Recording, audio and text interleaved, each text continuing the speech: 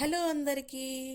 నాటి నేస్తాలు, మన చిన్ననాటి జ్ఞాపకాలు, మాటల్లో మమకారం, కథల్లో మనస్సు, కుటుంబ కథలకు స్వాగతం, సుస్వాగతం. మరి ఈరోజు కథ ఏంటో విందామా అండి? కథ పేరు అతుకు వేసే మందు. దీన్ని మనకు అందించిన వారు కెఏ ముని సురేష్ పెళ్ళయ్య గారండి. పెళ్లి తర్వాత ఓ ఆడపిల్ల అత్తవారింట్లో ఎలా మాట్లాడాలో చెప్పే కథ. ఇక కథలోకి వెళ్ళిపోదామండి. నందిని ఉత్తరం రాసింది. అందులో విశేషమేముంది అనుకోవద్దు. ప్రతిరోజు ఫోన్ చేస్తుంది. కొన్ని సందర్భాల్లో రోజుకి 4-5 సార్లు చేస్తుంది. యూట్యూబ్ చూసి నేర్చుకున్న కొత్త వంటకం వండేటప్పుడు నాకు ఫోన్ చేసి అందులో చెప్పిన వాళ్ళ గురించి వివరించి బాగానే వస్తుందా అని ఓసారి కన్ఫర్మ్ చేసుకుంటుంది. ఉదయము సాయంత్రము పలకరింపులు, తన ఉద్యోగంలో ఎదురవుతున్న చిన్న చిన్న చిక్కులు, ఊళ్ళో బంధువుల ముచ్చట్లు అన్నీ పంచుకోవటం. మిగిలిన కాల్స్లో షరామామూలే. ఆ ఫోన్ కాల్స్ కాకుండా ప్రతిరోజు బోలెడు మెసేజ్లు వాట్సాప్లో పంపుతుంది. నా అనుమానం, కనీసం 100 వాట్సాప్ గ్రూపుల్లో ఉంటుంది ఆ పిల్ల. ఎక్కడెక్కడ వింతలు సమాచారాలు అన్నీ నాకు పంపుతూ ఉంటుంది. వాటిల్లో వీడియోలు, రీళ్లు, రాళ్ళు, రప్పలు అన్నీ ఉంటాయి. ఈ చెత్తంతా నా నెత్తిన గుమ్మరిస్తావెందుకు? నేనేం పని పాట లేకుండా గోళ్లు గిల్లుకుంటూ కూర్చున్నానా అని, ఒంటి ప్రాణమే అయినా వండి వార్చుకునే పని లేదా నాకు అని అప్పుడప్పుడు ఫోన్లో కసురుకుంటాను నేను. ఏమాత్రం సిగ్గు లేకుండా కిలకిలా నవ్వేసి మళ్ళీ ముచ్చట్లలో పడుతుందే తప్ప పద్ధతి మాత్రం మార్చుకోదు. నేను తిట్టినా కూడా అదో కుశాల ఆ పిల్లకి. అలాంటి పిల్లకి ఈ నడుమనే పెళ్ళయింది. ఆ ఇంటికి ఒక్కడే కొడుకు. తల్లిదండ్రులతో పాటు ఆ అబ్బాయి వాళ్ళ అమ్మమ్మ కూడా అదే ఇంట్లో కలిసి ఉంటున్నారు. ఆకతాయిగా పెరిగిన పిల్ల కుటుంబంలో 2 తరాల పెద్దవాళ్లతో కలిసి ఎలా ఉంటుందో, ఎలా నెట్టుకొస్తుందో కదా అనుకున్నాను నేను. నందినిది చిన్న పల్లెటూరు. సేద్యం మీద జీవనం గడిపే చిన్న కుటుంబం. ఒక్కతే కూతురు. 10 దాకా ఆ పల్లెలో చదివి ఆ తర్వాత హాస్టళ్లలో ఇంటరు బీటెక్కు చదివింది. రకరకాల కోర్సులు నేర్చుకుంటూ చిన్న చిన్న ఉద్యోగాలు చేస్తూ నా దగ్గర సిటీలో 4-5 ఏళ్లు పైగానే ఉంది. ఆడపిల్లగా మంచి చెడు అనేవి తల్లిదండ్రులు నేర్పగా తెలుసుకున్నవి తక్కువ. బయట ఉండి చదువుకుంటూ ఎదురు దెబ్బలు తింటూ నేర్చుకున్నవి కొన్ని. నా దగ్గరుండగా నేను చెప్పినవి కొన్ని.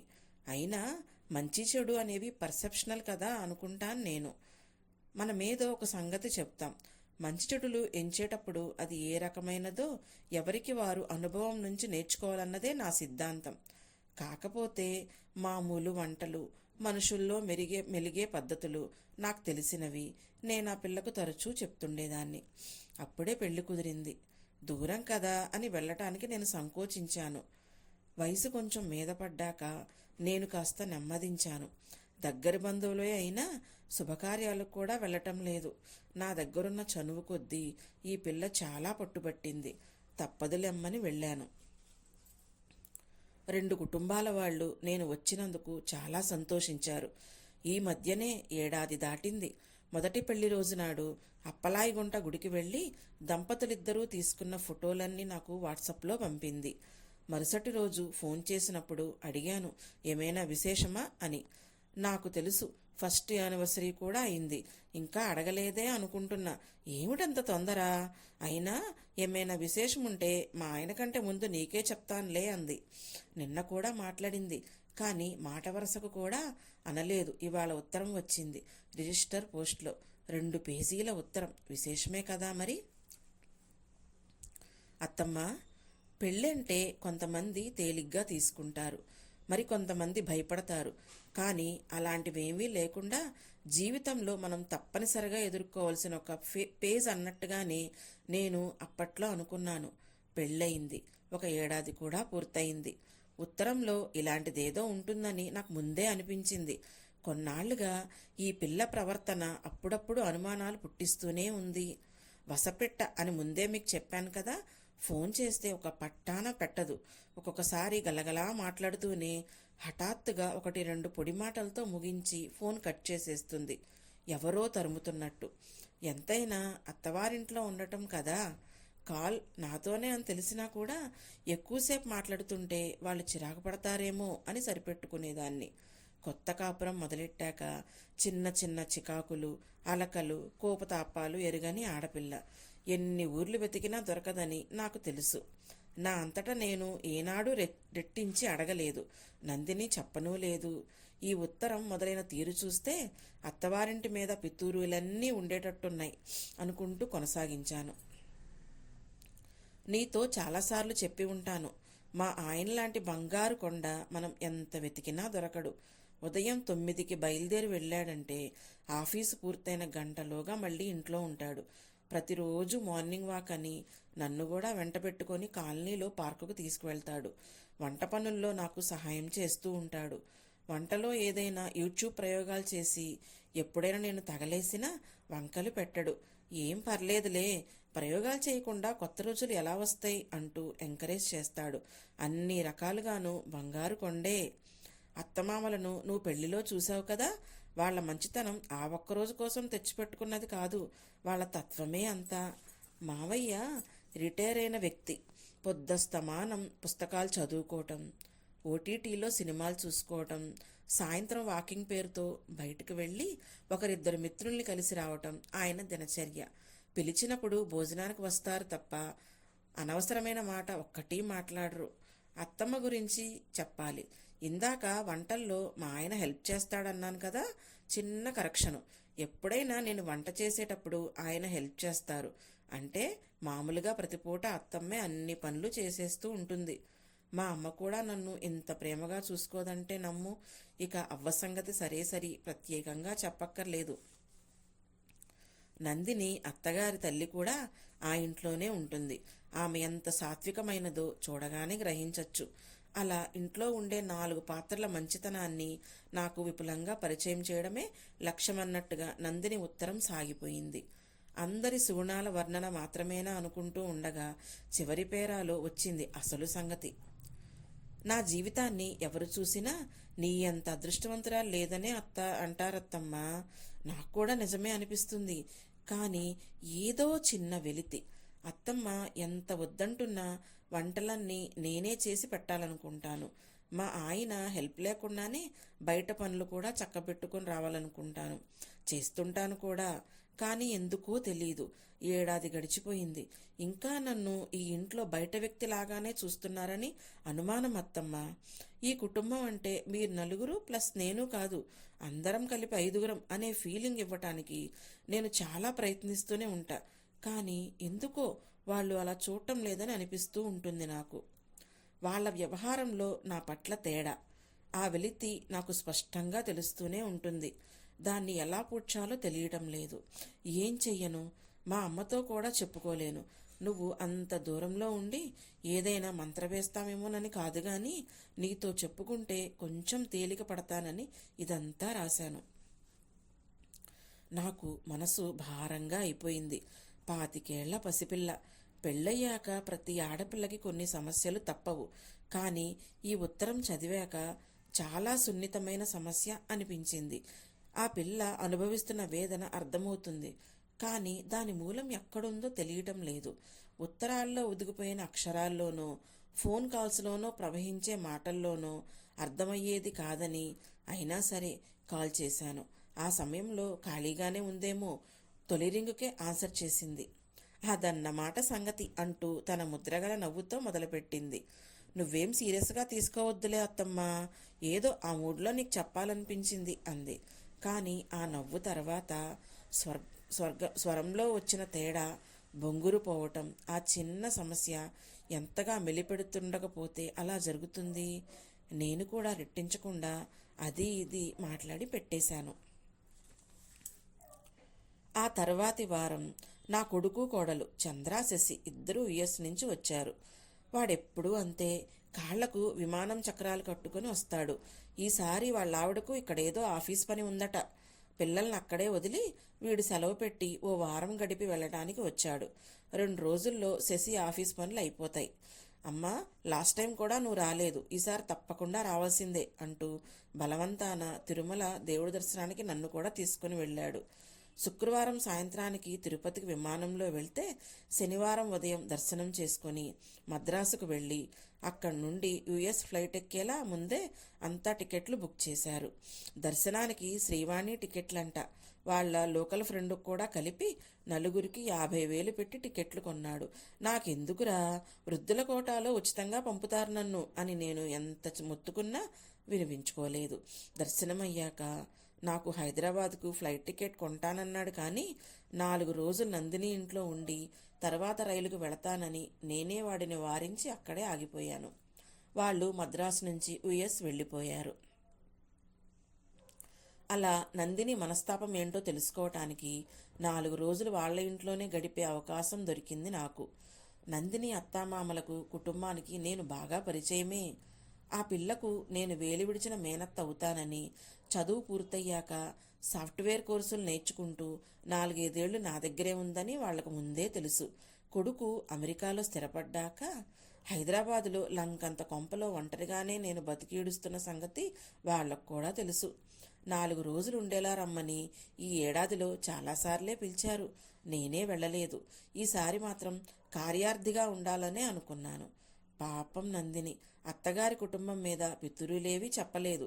నిజం చెప్పాలంటే చెప్పడానికి కూడా ఏమీ లేవు. ఉత్తరంలో రాసే ఓపిక లేక నందిని క్లుప్తత పాటించిందేమో కానీ ఆ పిల్ల వర్ణించిన దానికంటే మంచివాళ్ళు. భర్త మీద కొత్త భార్యలు పితూరీలు చెప్పాలి కానీ సహజంగా, కానీ ఇక్కడ రివర్స్లో ఆ కుర్రాడే నందిని మీద పితూరీలు చెబుతూ ఉండేవాడు. మీ నందినికి ఒళ్ళంతా బద్ధకం పెద్దమ్మా, ఇంట్లో బోరు కొడుతుంది, ఉద్యోగం చేస్తానని అంది. నాకు తెలిసిన ఓపెనింగ్స్ అన్నీ కొన్నింటికి చేయనే లేదు, కొన్నింటికి ఇంటర్వ్యూలు లైట్ తీసుకుని వెళ్ళలేదు. ఉద్యోగం అయితే కష్టం. ఓ ఏడాదిలో పిల్లలు పుడితే మానేయాలి కదా. ఏదైనా సొంత వ్యాపారం, ఇంటి నుంచి నడిపించే వ్యాపారం చేస్తా అంది. కొన్నాళ్ళు ప్లాన్ చేసుకొని 2-3 ప్రపోజల్స్ రెడీ చేయి, మనం డిస్కస్ చేసుకుందాం. ఏదో ఒకటి చేద్దుగానిలే, ఏం చేయాలో తేలితే బడ్జెట్ మొత్తం నేను అడ్జస్ట్ చేస్తా అన్నాను. దానికైనా పూనుకుంటేనే కదా. మీరు ఈ 4 రోజులు ఆ బద్ధకం అంతా వదలగొట్టి వెళ్ళండి అని నవ్వుతూనే చెప్పేవాడు. నిజంగా మంచి కుటుంబం, వాతావరణం గమనించాను నేనక్కడ. ఆ మాటకొస్తే మా వాడి లవ్ మ్యారేజ్ పుణ్యమా అని నా కోడలు శశిని కూడా నేనంత ప్రేమగా చూడలేదేమో అని కూడా అనిపించింది. నందిని వాళ్ళత్త సొంత కూతురులాగే చూసుకుంటోంది. ఈ పిల్ల కూడా పుట్టింట్లో ఉండేంత అధికారికంగానే ఉంది వాళ్లతో. అలాగని ఉత్తరంలో నందిని వెలుబుచ్చిన ఆవేదన కూడా అబద్ధం కాదు. ఎంత ప్రేమగా, ఎంత దగ్గరగా చూసుకుంటున్నా ఆ నలుగురికి నందినికి మధ్య ఒక కనిపించని దూరం కూడా ఉంది. ఆ పిల్లను వేదనకు గురిచేసి మెలిపెడుతున్న దూరం. 4 రోజులు ఇల్లు కదలకుండా ఉంటూ అక్కడే గడిపాను కదా. ఆ దూరానికి మూలం ఎక్కడుందో కూడా అర్థమైంది నాకు. చివరగా నేను బయలుదేరే రోజున నందినినే స్టేషన్లో రైలెక్కించటానికి వచ్చింది. అరగంట ముందే వచ్చాం. నారాయణాద్రి ప్లాట్ఫామ్ చేరుకొని ఓ బెంచి మీద కూర్చున్నాం. అప్పుడే ఏకాంతం దొరికినట్టుగా, చూసావు కదత్తమ్మా, ఏమైనా గమనించావా అంది. తనే ఉత్తరంలో తను ముగించిన టాపిక్ కొనసాగింపుగా అన్నట్టుగా. చూశాన్లే, నీ దిగులుకు మందు కూడా దొరికింది నాకు అన్నాను. ఆ మందేమిటో నాకు తోచిన రీతిలో రైలు వచ్చేదాకా ఆ పిల్లకు వివరించి చెప్పాను. ఆ పిల్లలోని లోపాన్ని ఎంచి చెప్పడం కదా. మొహం గంటు పెట్టుకున్నది కానీ చెప్పినంతసేపు శ్రద్ధగానే ఉంది. నేను రైలెక్కాక ఒక జీవం లేని నవ్వు నవ్వింది. కదిలి దూరమయ్యేదాకా టాటా చెబుతూ అక్కడే నుంచుంది. నేను హైదరాబాద్కి వచ్చేశాను. ఓ నెల గడిచింది. ఫోన్ సంభాషణలు ఎప్పట్లాగే నడుస్తున్నాయి. నందిని వేదనకు నేనిచ్చిన మందు వాడుతున్నదో లేదో తెలీదు. ఆ మందు పనిచేసిందో లేదో కూడా తెలీదు. మా ఫోన్ కాల్స్లో మామూలు కబుర్లే దొర్లుతున్నాయి. నా అంతటా నేను రెట్టించి అడగలేదు. చెప్పదగిన సంగతుంటే దాచుకోదు కదా అని ఊరుకున్నాను. రోజులిలా గడుస్తూ ఉండగా ఒక ఆదివారం నాడు పొద్దున్నే ఉరుములేని పిడుగులాగా వాకిట్లో వాలిపోయింది నందిని. కేవలం నాతో 2 రోజులుండిపోవటానికే వచ్చిందట. అత్తమ్మ, ఈ 2 రోజులు నువ్వు వంటింట్లోకి అడుగు పెట్టద్దు, నేనే చేసి పెడతా, నీకేం కావాలో నన్ను అడుగు అని హుకుం జారీ చేసింది. రాగానే సోఫాలోంచి నన్ను కదలనివ్వకుండా కూర్చోబెట్టి తనే పొంగలి చేసింది. ఇద్దరం కలిసి తిన్నాం. తర్వాత తీరిగ్గా స్నానం చేసి వచ్చి నా బుగ్గ మీద ముద్దు పెట్టుకొని, ఎంత మంచి మందు వేశావత్తమ్మా, నీకు లెటర్లో రాసినట్టుగా లేదిప్పుడు. మా కుటుంబం అంటే 4+1 అన్నట్టుగా కాదిప్పుడు, 5 ఒకే కుటుంబం అన్నట్టుగా ఉంటున్నాం. అసలే ఎంతో ప్రేమగా చూసుకుంటారు కదా, ఇప్పుడైతే ఇంకెంత బాగా చూసుకుంటున్నారో చెప్పడం కష్టం అంది. ఇలాంటి మందు వేసిన నీకు థ్యాంక్స్ ఫోన్లో చెప్తే మజా ఉండదు, అందుకనే నేరుగా వచ్చేసా అంటూ ఇంకో ముద్దు పెట్టుకుంది. పర్లేదు, నేనిచ్చిన మందు పనిచేసినందుకు నాకు ఒక తృప్తి. ఇంతకు 4 రోజులుండి నేను గమనించిందేంటో చెప్పాలి కదా మీకు. అత్తాకోడళ్ళు చక్కగా కలిసిమెలిసి పనిచేసుకుంటున్నారు. నందిని వాళ్ళ అత్త బెండకాయ పులుసు చేస్తూ ఉంటుంది. ఈ పిల్ల ముక్కలు తరిగిస్తూ, మా ఇంట్లో పులుసుకైనా వేపుడికైనా పెద్ద ముక్కలే తరుగుతామత్తమ్మా, మీరు వేపుడంటే చిన్న ముక్కలు తరుగుతారు అంటూ మాటల్లో పెడుతుంది. బట్టలు ఆరేసేటప్పుడు ఇంకో చర్చ నడుస్తుంది. మధ్యాహ్నం భోజనం తర్వాత మీరు వంటిల్లు చక్కబెడుతూ కూర్చుంటారు, కానీ మా ఇంట్లో అయితే అందరూ గుర్రు పెట్టి నిద్రపోవటమే అంటూ నవ్విస్తుంది. ఇలా ఇంట్లో ఏ పని చేస్తున్నా అదే పని తమ పుట్టింట్లో ఎలా జరుగుతుందో పోల్చి చెబుతూ అత్తతో మామతో అవ్వతో ముచ్చట్లు చెబుతూ ఉంటుంది నందిని.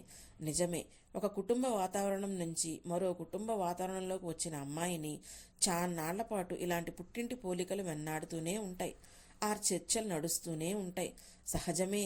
కానీ ఆ సంగతే చెప్తాను. రైల్వే స్టేషన్లో నందినికి 25 పుట్టి పెరిగిన ఇంటిని వదిలేసి కొత్త ఇంట్లో అడుగుపెట్టిన నీకు, నిజానికి నీకే కాదు, ఏ ఆడపిల్లకైనా ప్రతి విషయంలో పుట్టింటితో పోలిక గుర్తుకు రావటం అసహజం కాదు. అది అత్తమామలతో చర్చించుకోవటమూ తప్పు కాదు. కానీ ప్రతిదానికి మా ఇంట్లో అయితే అనే పదం వాడటం మాత్రం కరెక్ట్ కాదు. నువ్వు ప్రతిసారి పుట్టింటిని ఉద్దేశించి మా ఇంట్లో అంటే మరి ఇది ఎవరిల్లన్నట్టు? ఇలాంటి మాటలతో నేను బయట వ్యక్తిని అనే భావనను వాళ్లకు కలిగిస్తున్నది నువ్వే. పుట్టింటిని గుర్తు చేసుకోవద్దని కాదు. మునక్కాయలు మనమైతే వేలెడు తరుగుతున్నాం కదా, అక్కడ మరీ అంగుళం పొడవనే తరుగుతుంది మా అమ్మ అని చెప్పు. ఆ ఒక్క మాట వాళ్ళందరిలో కలిగించే ఫీలింగ్ వేరేగా ఉంటుంది. నువ్వు ఇప్పుడున్నదే నీ ఇల్లు అంటే పుట్టిల్లు నీకు పరాయి ఇల్లని కాదు, అది కూడా నీదే. కానీ ఆ ఇంటి నుంచి ఇంటికి వచ్చేసావు కదా నువ్వు నీ భర్త, రేపు నీ పిల్లలు, ఇది పూర్తిగా అచ్చంగా నీ ఇల్లు. కాబట్టి పుట్టింటి ప్రస్తావన అంటూ వస్తే మా ఇంట్లో అనకుండా అక్కడ అమ్మ వాళ్ళింట్లో అని చెప్పడం నేర్చుకో. మీ మాటలు కనబడని గీతలు గీస్తాయి నందిని, మనసుల మధ్య గోడలు కడతాయి.